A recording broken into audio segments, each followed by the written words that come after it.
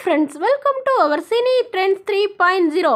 எதிர்நீச்சல் சீரியலுக்கு வந்த சோதனை. கிடப்பில் போடப்பட்ட 7 விஷயங்கள். சன் டிவியில் ஒளிபரப்பாகி வருகின்ற எதிர்நீச்சல் சீரியலில் ஆரம்பித்த கதை தற்போது எங்கெங்கோ திரும்பி கொண்டு நாலா பக்கமும் புதுசாக ஒரு பிரச்சனை வந்து கொண்டிருக்கிறது.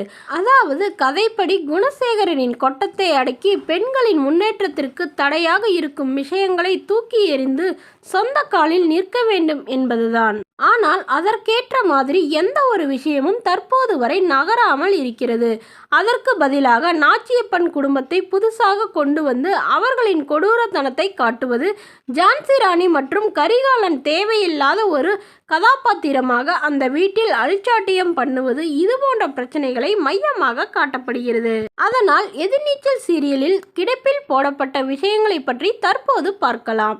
ஜனனி பிசினஸ் விஷயத்தில் எந்த ஒரு முயற்சியும் எடுத்து வைக்கவில்லை. அத்துடன் குணசேகரனின் மனைவி ஈஸ்வரி கல்லூரியில் பேச்சாளராக இருந்த விஷயம் அப்படியே பாதியிலேயே நிறுத்தியாச்சு. ரேணுகா பரதநாட்டியம் சொல்லிக் கொடுக்கும் விஷயத்தை மறந்து மறுபடியும் சமையல் கட்டில் வேலைக்காரியாக இருக்கிறார். நந்தினி சமைச்சு கொடுக்கும் பிஸ்னஸை ஆரம்பித்து அதுவும் பாதியிலேயே முடக்கப்பட்டு விட்டது. இப்படி இந்த 4 பெண்களின் சுதந்திரம் பறிக்கப்பட்டு சொந்த காலில் அடியெடுத்து வைக்க வேண்டும் என்ற கனவு சுக்குநூறாக உடைந்து போய்விட்டது. அத்துடன் இந்த 4 மருமகள்களுக்கு ஒரு மோட்டிவேஷன் கொடுத்த அப்பத்தாவின் நிலைமை என்னவென்று தெரியாமல் இருக்கிறது.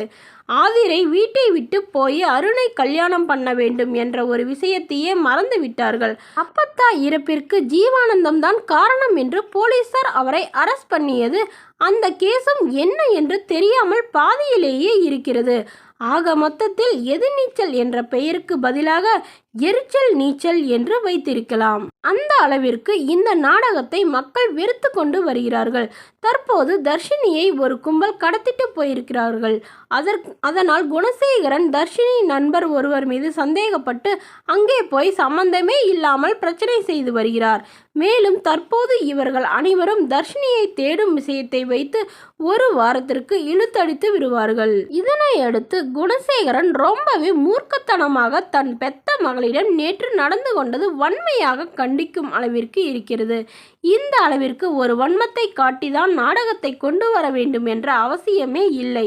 அதற்கு உதாரணமாக மறைந்த மாரிமுத்துவின் நடிப்பை சொல்லலாம்.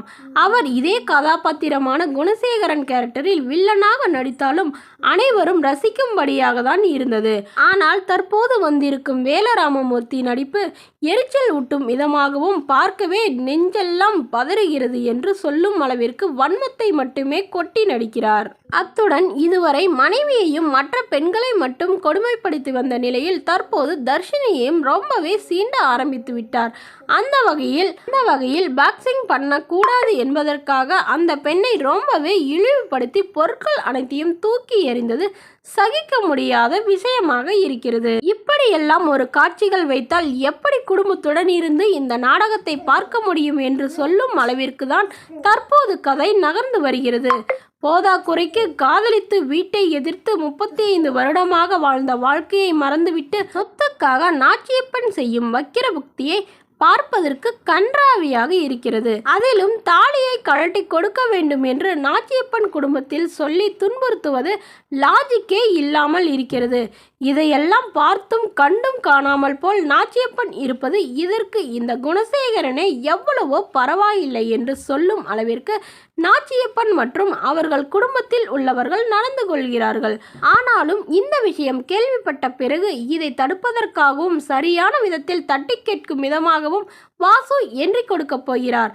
சும்மாவே வாசு நியாயத்திற்காகவும் சரியான காரியங்களுக்காகவும் தான் போர்க்கொடியை தூக்குவார். இப்படி இருக்கும் பட்சத்தில் தன்னுடைய குடும்பத்தில் இப்படி ஒரு கேவலமான ஒரு ஆள் இருக்கிறார் என்று தெரிந்ததும் மொத்த ஆட்டத்தையும் கலைப்பதற்கு வருகிறார். மேலும் எதிர்நீச்சல் மாரிமுத்து பற்றியும் எதிர்நீச்சல் சீரியல் தற்போது நகர்ந்து கொண்டிருப்பதை பற்றியும் உங்களுடைய கருத்துக்களை கீழே உள்ள கமெண்ட் பாக்ஸில் கமெண்ட் பண்ணுங்க, லைக் பண்ணுங்க, ஷேர் பண்ணுங்க. Thank you friends.